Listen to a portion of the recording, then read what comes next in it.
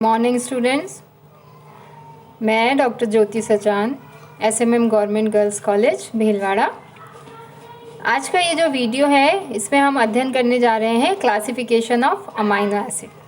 Classification of amino acid का एक video इससे पहले आपने अध्ययन किया जिसमें हमने अमाइनो एसिड्स के बारे में डिटेल से अध्ययन किया था कि अमाइनो एसिड्स किस प्रकार से जुड़ते हैं और किस तरह से प्रोटीन का निर्माण होता है।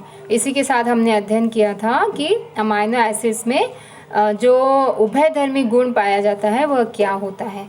आज के इस वीडियो में हम अध्ययन करने जा रहे हैं कि अमाइनो एसिड्स का क्लासिफिकेशन क्या है, किस प्रकार से अमाइनो एसिड्स को डिवाइड किया गया है। तो अमाइनो एसिड्स का जो वर्गीकरण है यह इस आधार पर बताया गया है कि कुछ अमाइनो एसिड्स जो होते हैं वे ह्यूमन बीइंग की बॉडी में अपने आप स्वतः ही बन जाते हैं, और कुछ अमाइनो एसिड्स ऐसे हैं जो शरीर में जिनका निर्माण नहीं हो पाता है और उन्हें हमें भोजन के द्वारा ग्रहण करना होता है।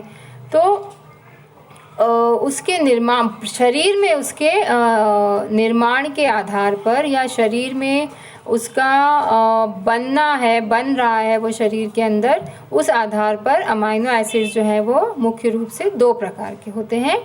एक होता है अनावश्यक अमीनो अम्ल, एक होता है आवश्यक अमीनो अम्ल। तो प्रकृति में अगर देखा जाए तो कुल 20 से 22 प्रकार के अमीनो अम्ल पाए जाते हैं, और इनमें से 10 ऐसे होते हैं जिन्हें अनावश्यक की श्रेणी में रखा गया है और 10 ऐसे हैं जिन्हें आवश्यक की श्रेणी में रखा गया है।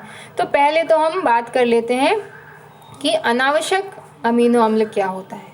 अब यहाँ नाम से ऐसा लगता है कि यह अमीनो अम्ल अनावश्यक है, नॉन इसेंशियल है, अर्थात हमारे काम के नहीं है, बट ऐसा नहीं होता है। अनावश्यक अमीनो अम्ल जो नाम दिया गया है, नॉन इसेंशियल नाम दिया गया है, वो इस आधार पर दिया गया है कि ये जो अमीनो अम्ल हैं ये शरीर में चूँकि निर्मित हो जाते हैं, और यदि भोजन से इनको नहीं भी ग्रहण किया जाए तो शरीर में इनकी कमी नहीं होती है। ऐसा नहीं है कि इनकी आवश्यकता शरीर में नहीं है, इनकी आवश्यकता भी उतनी ही है शरीर में जितनी आवश्यक अमीनो अम्लों की होती है, परंतु जो फ़र्क होता है आवश्यक और अनावश्यक में, वह मेन डिफरेंस ये है कि अनावश्यक अमीनो अम्लों का निर्माण हमारे शरीर में स्वतः ही हो जाता है, इसे भोजन द्वारा लेने की आवश्यकता नहीं है। तो इसमें कुछ अमाइनो एसिड्स के नाम आपके सामने लिखे हुए हैं, इनको हम एक एक करके पढ़ लेते हैं और इनको आपको लर्न करना है। तो एलेनिन नाम का अमाइनो एसिड अनावश्यक अमाइनो एसिड है, ये शरीर में इसका निर्माण हो जाता है। उसी तरह से asparagine, aspartate, cysteine, glutamate, glutamine, glycine, proline, serine और टायरोसिन। तो ये 10 अमाइनो एसिड्स ऐसे हैं जिनका निर्माण शरीर में हो जाता है और इन्हें भोजन के द्वारा लेने की आवश्यकता नहीं होती है। शरीर में निर्माण किस तरह से होता है इसका डिटेल में हम अध्ययन करेंगे जब हम उपापचय मेटाबॉलिज्म का जो चैप्टर जब पढ़ा जाएगा, तो वहाँ पर हम ये अध्ययन करेंगे कि किस तरह से प्रोटीन जो है उसका मेटाबॉलिज्म हो रहा है। तो जब मेटाबॉलिज्म का प्रोसेस होता है तो मीडिएटरी प्रोडक्ट के रूप में इन अमाइनो एसिड्स का निर्माण शरीर के अंदर होता है। तो इस प्रकार से अनावश्यक अमीनो अम्ल भी शरीर के लिए उतने ही आवश्यक होते हैं जितने कि आवश्यक अमीनो अम्ल होते हैं। इसके पश्चात हम बात करते हैं आवश्यक अमीनो अम्ल। आवश्यक अमीनो अम्ल जो हैं ये वे अम्ल हैं जिनका संश्लेषण हमारे शरीर में नहीं होता है, मानव के शरीर में नहीं होता है, और उसे भोजन के द्वारा ग्रहण करना अत्यंत ही आवश्यक होता है, इसलिए इसको इसेंशियल बोला जाता है। इसेंशियल शब्द अनिवार्य अमीनो अम्ल, जिसे अनिवार्य रूप से भोजन के द्वारा ग्रहण किया जाना आवश्यक है, और यदि भोजन के द्वारा इन अमाइनो एसिड्स को नहीं लिया जा रहा है तो क्या होगा, शरीर में इन अमाइनो अम्ल की कमी हो जाएगी और शरीर में प्रोटीन न्यूनताजन्य रोग हो जाते हैं।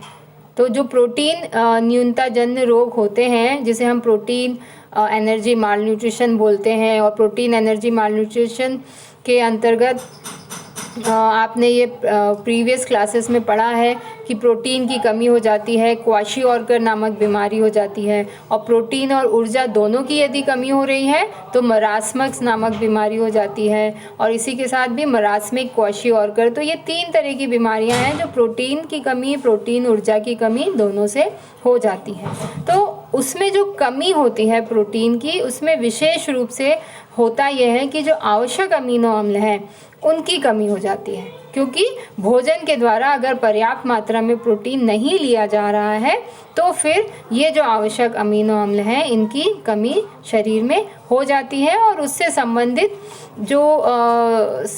जो क्रियाएं हैं वो नहीं होंगी, और उससे न्यूनताजन्य, प्रोटीन न्यूनताजन्य या पोषण न्यूनताजन्य बीमारियां देखी जाती हैं। तो अनिवार्य अमीनो अम्लों की यहाँ पर एक सूची दी गई है जिसका हम अध्ययन कर लेते हैं। आर्जिनिन जो है बहुत ही आवश्यक अमीनो अम्ल है। इस हिस्टीडीन, आइसोल्यूसिन, ल्यूसिन, ये अमीनो अम्ल जो हैं आवश्यक अमीनो अम्ल की श्रेणी में आते हैं। इसी के साथ लाइसिन जो आप देख रहे हैं, अब जो ये लाइसिन अमीनो अम्ल होता है ये लेग्यूम्स में पाया जाता है, मतलब दालों में पाया जाता है। मिथ्योनिन अमीनो अम्ल जो है यह सीरियल्स में पाया जाता है, अनाजों में पाया जाता है।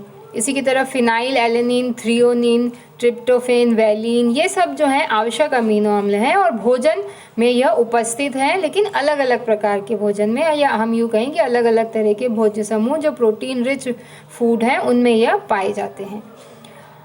अब यहाँ हम एक बात और डिस्कस कर लेते हैं। जब लाइसिन और मिथ्योनिन की बात की जाती है तो अगर जो बात की जाती है कि अलग अलग भोज्य समूह को मिक्स करके फिर डाइट प्लान की जानी चाहिए, या हम यूँ कहें कि सप्लीमेंटेशन का प्रोसेस किया जाना चाहिए। जब भी हम आहार ग्रहण करते हैं या किसी को आहार सजेस्ट करते हैं तो सप्लीमेंट्री फूड भी इंक्लूड होने चाहिए। तो सप्लीमेंटेशन का जो बहुत अच्छा एग्जाम्पल होता है वो ये है कि दालों को और अनाजों को मिक्स करके अगर फूड बनाया जा रहा है तो वो बहुत ही अच्छा आवश्यक अमीनो अम्लों से पूर्ण भोजन बन जाता है, अगर प्रोटीन के रेफरेंस में बात की जाती है। क्योंकि जैसे अभी हमने आपको बताया कि लाइसिन जो है वो लेग्यूम्स में होता है और मिथ्योनिन जो है वो सीरियल्स में होता है, अनाजों में होता है। तो अगर अनाज और दाल दोनों को मिक्स करके या दोनों को साथ में यूज़ करके कोई रेसिपी बनाई जा रही है तो उससे लाइसिन अमीनो एसिड, आवश्यक अमीनो एसिड और आवश्यक अमीनो अम्ल मिथ्योनिन दोनों ही व्यक्ति को मिल जाते हैं। तो इस प्रकार से जो कंप्लीट फूड का निर्माण होता है, क्योंकि जो सीरियल्स हैं उसमें लाइसिन नहीं है और जो पल्सेस हैं उसमें मिथ्योनिन नहीं है। तो अगर खाली पल्सेस खाई हैं तो आपको मिथ्योनिन नहीं मिलेगा, और खाली सीरियल अगर कंज्यूम किया है तो लाइसिन नहीं मिलेगा। और दोनों के कॉम्बिनेशन में अगर चीज़ें बनाई गई हैं, फूड प्रिपेयर किया गया है, जिसे सप्लीमेंटेशन बोला जाता है। तो सप्लीमेंटेशन जो है संपूरकता जिसे कहा जाता है, तो उसमें किसी एक फूड में कोई पोषक तत्व की कमी है, किसी दूसरे फूड में कोई पोषक तत्व प्रचुर मात्रा में है। तो इस तरह से कॉम्बिनेशन में जब फूड प्रिपेयर किया जाता है तो पोषक तत्वों की कमी को दूर किया जा सकता है। तो ये सप्लीमेंटेशन में अमीनो अम्लों का जो एग्जाम्पल है ये एक बहुत ही अच्छा एग्जाम्पल है। तो अमीनो अम्लों का क्लासिफिकेशन हमने यहाँ पर पढ़ा, आवश्यक अमीनो अम्ल और अनावश्यक अमीनो अम्ल, किस तरह से इसकी परिभाषा को बताया गया है, और यहाँ पर कौन कौन से एग्जाम्पल्स हैं जो आपको लर्न करने हैं, इसका अध्ययन आज हमने किया। इसके नेक्स्ट वीडियो में, इसी के कंटिन्यूशन में जो नेक्स्ट वीडियो आपके सामने आने वाला है वो होगा कि प्रोटीन का क्लासिफिकेशन, क्योंकि ये जो वीडियो की श्रृंखला चल रही है ये प्रोटीन चैप्टर की चल रही है, जिसमें प्रोटीन का composition, chemistry of protein, amino acids, classification of protein, function of protein, इन सब का अध्ययन किया जाएगा। तो नेक्स्ट वीडियो में आपको जानकारी प्राप्त होगी कि क्लासिफिकेशन ऑफ प्रोटीन या प्रोटीन का वर्गीकरण किस प्रकार से दिया गया है। धन्यवाद।